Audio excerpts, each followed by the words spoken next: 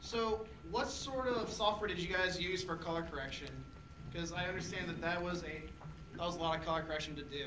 The best software. Who else? You over there, yeah. Red team or blue team? Do you know who you're asking? All right, in the back. So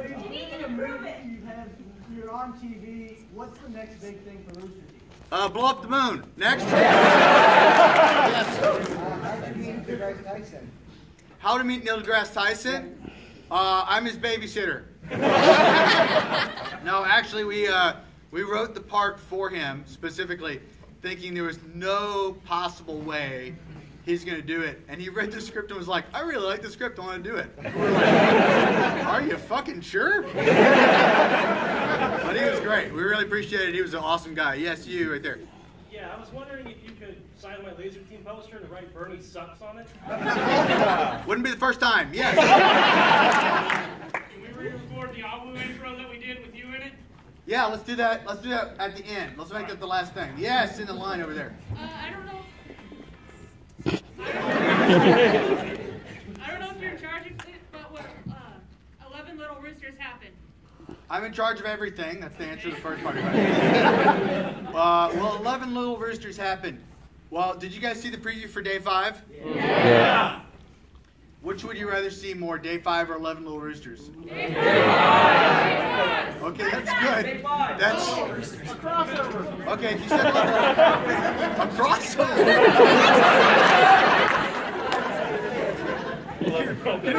You're getting slightly ahead of yourself.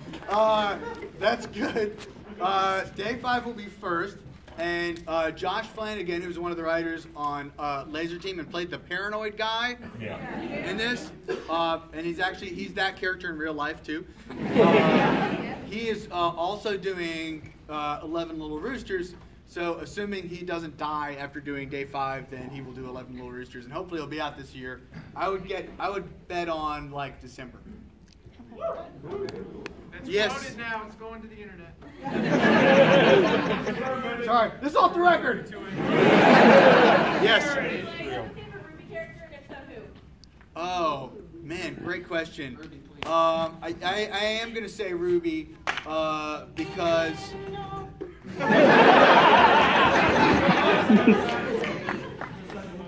are you doing up there? Nice timing. I am going to say Ruby because Lindsay is so funny and so remarkable at doing that character, and I also think that she's somebody at Rooster Teeth that people haven't fully appreciated yet how talented she is, and she's going to do a lot more, and I'm excited for you guys to see that.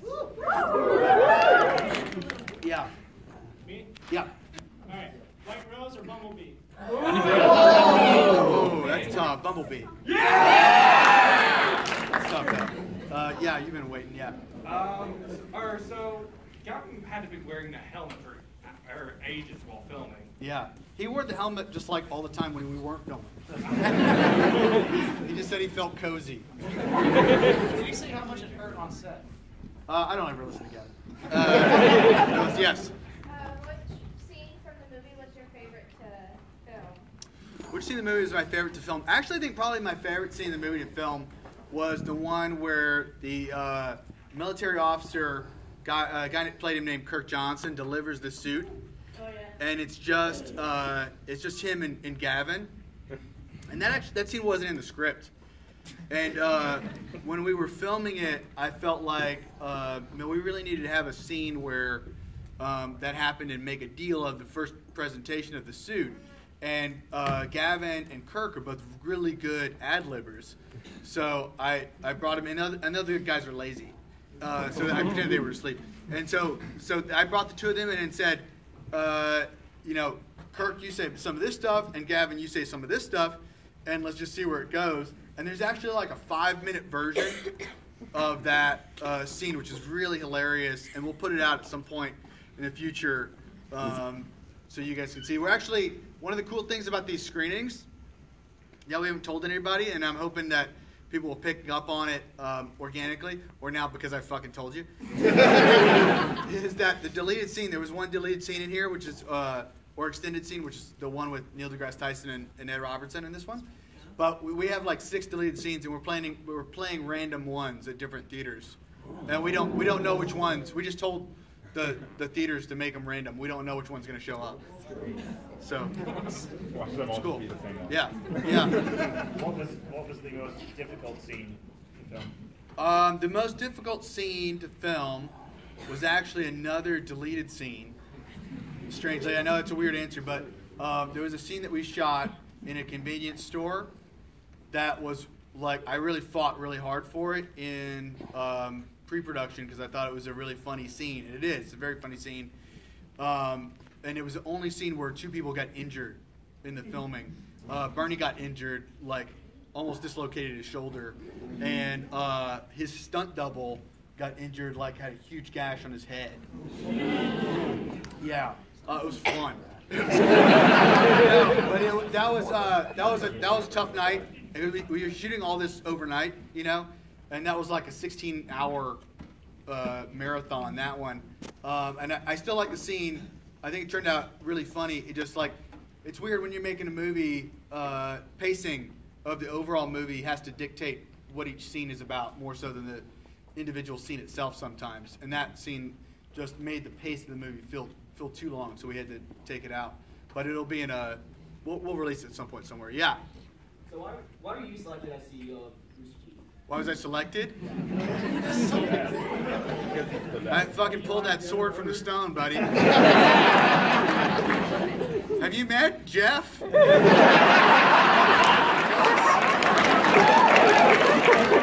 do you think one of them wants to do it? Well, their favorite game at Rooster Teeth is Trash Stack. You know what that is? Who can stack the most trash up on the trash pile without taking it out before it all That's fun. Yeah, that's them too. Does Joel work at Rooster Teeth still? Yeah. If there were actually to be a second Lazer Teeth movie, would you direct it or would you hand it off to somebody else? I'd probably let my kids direct it. Yeah. I know you've worked with Gavin. How annoying actually is he in real life? Super annoying. Yeah. So, probably getting ahead of myself here, but have you guys thought about maybe like a co-op style video game for Lazer Team? We just have, just this very second, going to patent that idea. Not yours. What scene was Gavin stuffed in the movie? Okay, do you guys know what he's referring to? Yes. It's so gross, isn't it? It was basically everything that we shot in the cabin. So Gavin got food poisoning. And how did he eat? He got food poisoning, and he showed up to set saying that he thought he was leaking. And so he, you know, I think Gavin's term was stuffed me bum. He stuffed his bum with whatever, champagne cork. I don't know what in there. And we filmed the scenes with him like this. All right. Yeah, right there. Yeah. Any idea when the next season of Red vs. Blue is gonna come out? Oh, I should know that, and I'm blank at the moment. I think it's gonna be May. Hey, you know what? The next season, we just talked about it a little bit at RTX. Red vs. Blue fans? Yeah. Next season of Red vs. Blue is going to be really, really cool. We're doing something completely different than we've ever done before.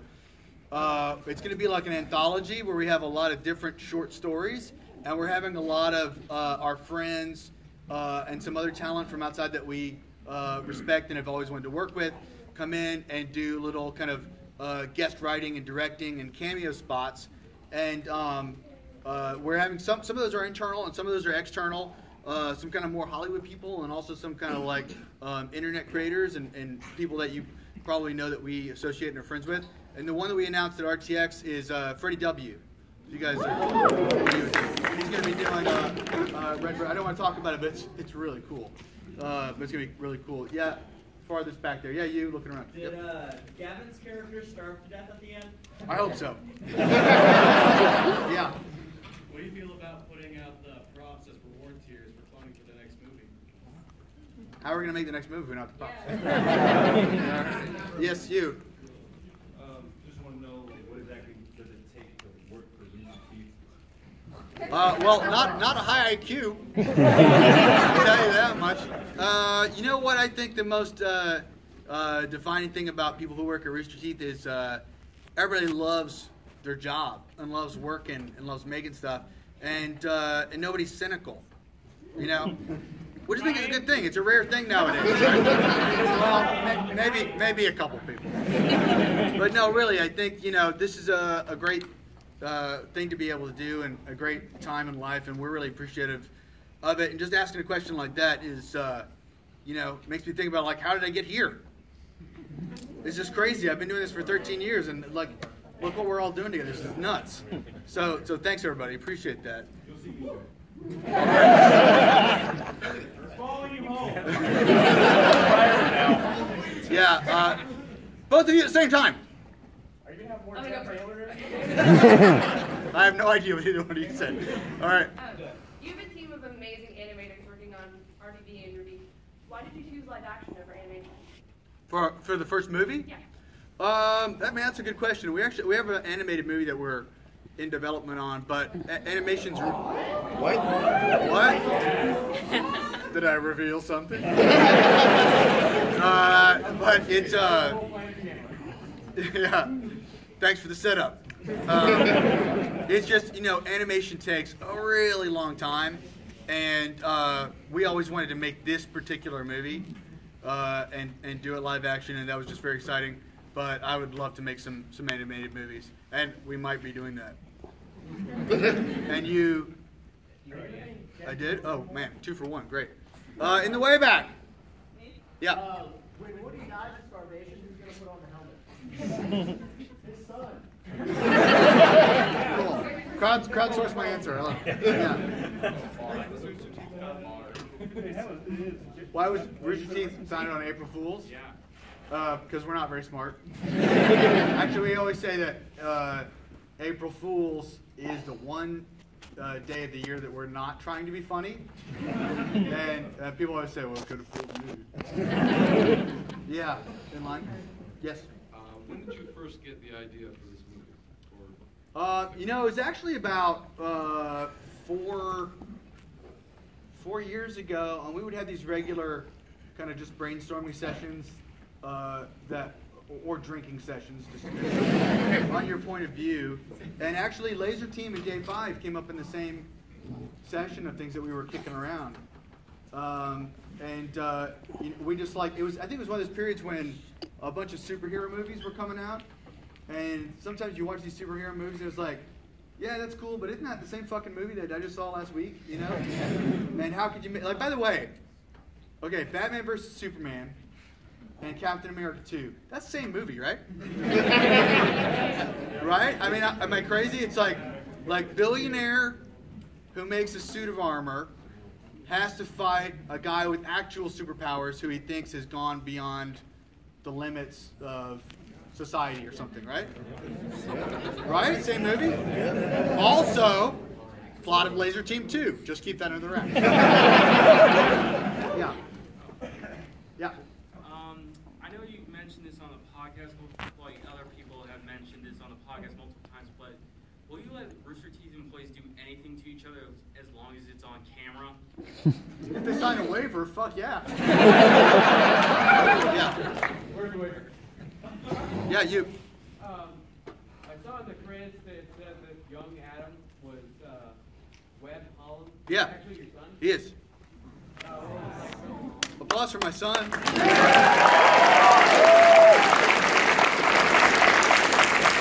Thank you. That was nice of you to notice. He did a bunch of. He actually did stunts in the movie that had to get cut. And I was like, "Hey, kiddo, that's the big leagues." And my younger son was in the movie too, and Bernie's sons were in the background of some of the shots, and Doreen, our other lead producer, her son was in the movie too. So we tried to make it a family affair. Wait, the farthest in the back. Yeah. Were there any scenes in the movie that were done in one take? I'm trying to think. I don't think so. No. I do like that as a filmmaking technique, and we've done that before, but I was too lazy to do it this time. Yeah. Because you're in Cincinnati, you haven't had any skyline yet. Gold Star. Hey. Camp Washington. Stars of War!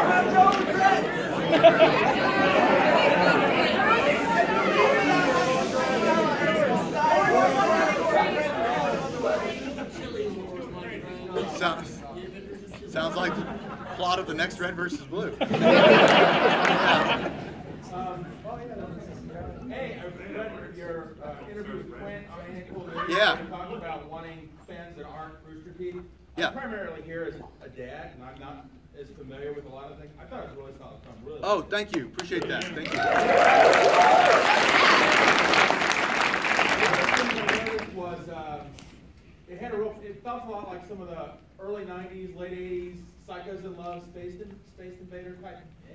Cool. Tongue in cheek, still kind of enjoying it, which I really love. Were there other influences that you had that you drew on? Yeah, those are great ones. I mean, we grew up kind of like in the era of the late '70s, '80s, kind of both comedy and sci-fi.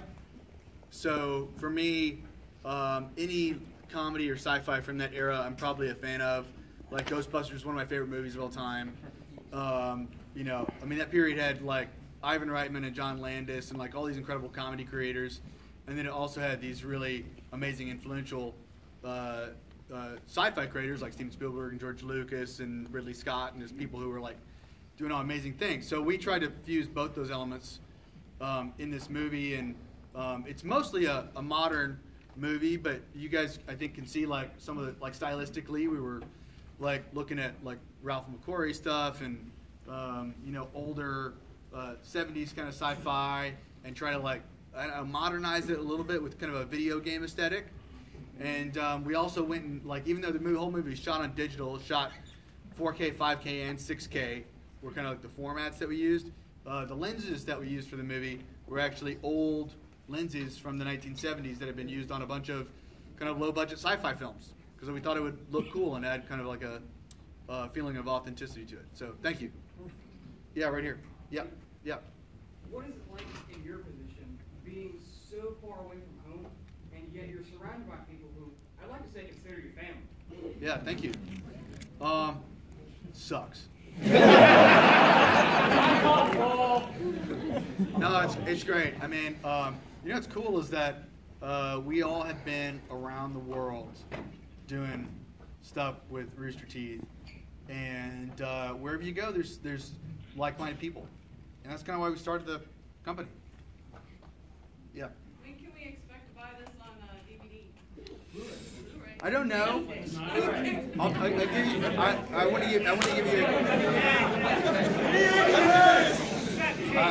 I want to give you a definitive answer, but I don't actually have a date yet. I'm thinking it'll be a few months for sure. But we're going to try to make it available in some kind of other digital format or something for people to get before that. But we're trying to work all that out. You know, we got this big YouTube Red release coming out soon too, and just trying to figure it all out. Yeah. Will you ever be in an immersion? Haven't I been? Have I not been? No. Okay, so here, can I tell you guys a story real quick about immersions? You guys know the first immersion was we drove the truck into the GTA versus View thing? So that was our first one, and that was a long day of filming, and Jack got so sunburned. And that's really funny to think about. But we also, like, we all drove the course doing it because it was cool. You know, it was like an amusement park ride, and I had the fastest time.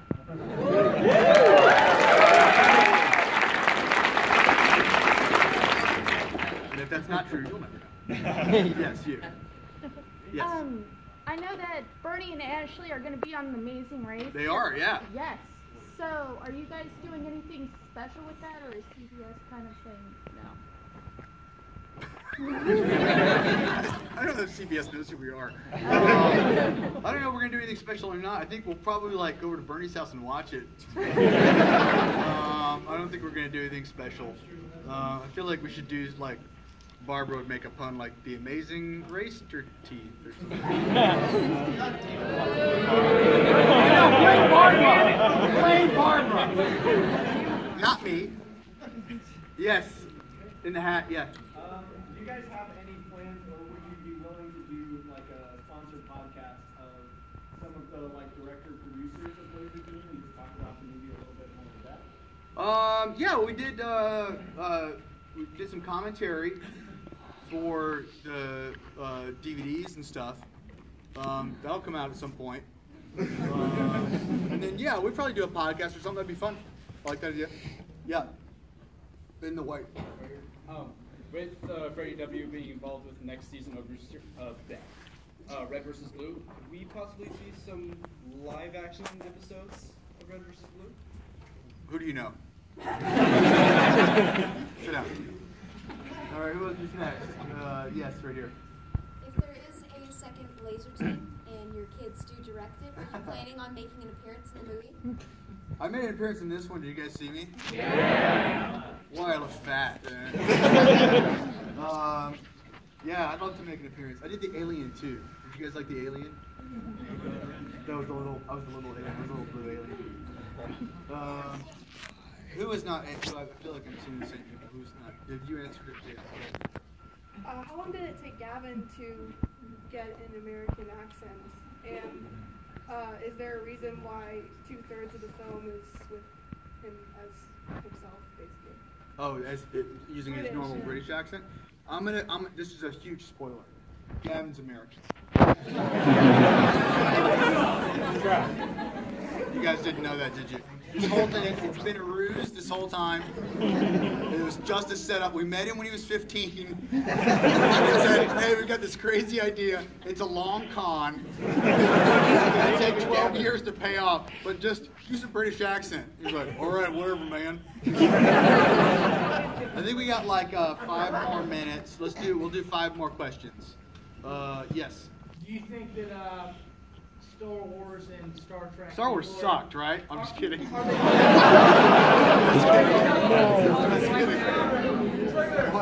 What's our... Are Star Wars and Star Trek people jealous of us right now? Hey, are they? Yeah. You know what I was thinking about? You were in the room when I was doing the intro. So we sold 100,000 tickets, which is pretty cool, right? That our community could do that. And I think that is 1/1000th of the amount of tickets to Star Wars are sold.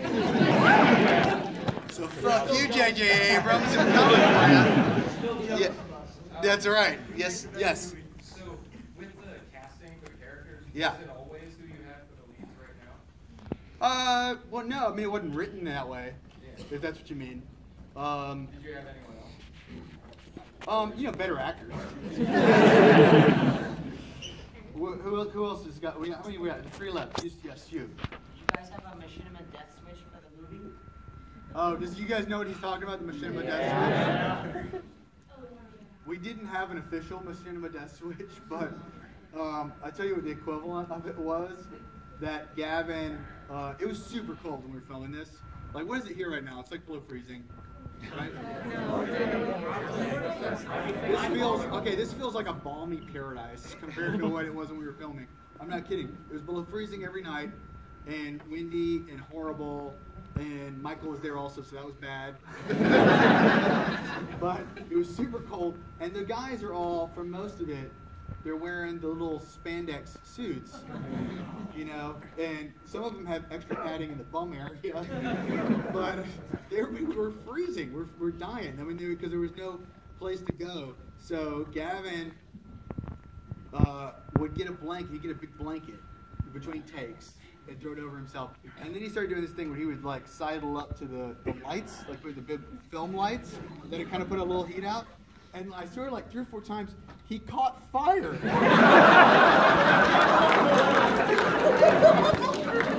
And like crew would just be standing around going, Gav's on fire again. Every day. Yeah. Yeah, you. How did you decide who would go to what screening? How did we decide? Well, I think I covered this a bit in the beginning, but it was there were three. If you guys didn't hear, there were three cities that had the biggest theater showing at one sitting, and it was you guys. Yes. And Seattle and Sydney. And I'd never been out here, and I would have come see it.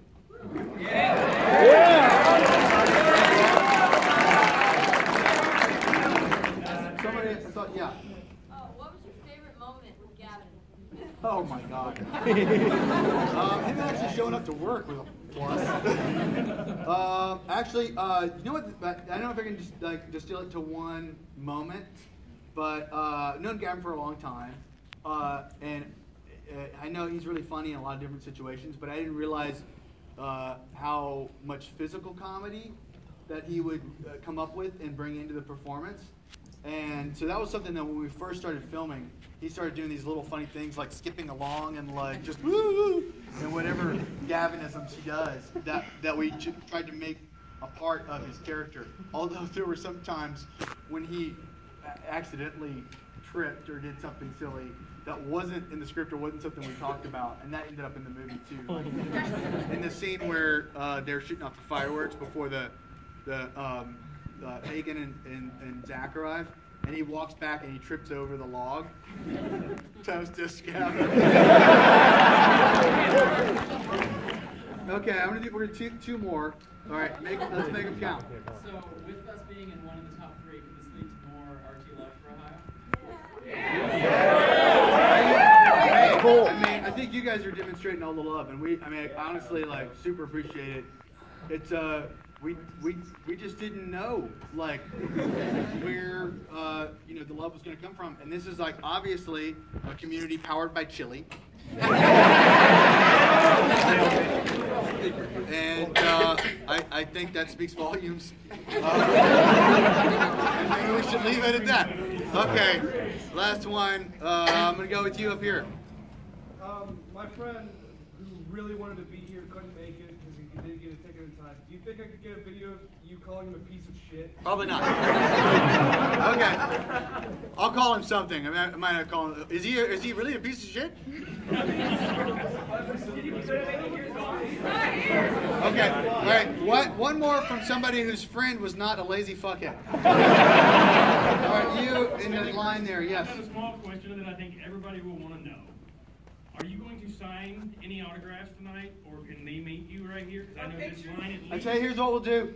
I'm gonna come. I'll come. Well, there's already a line.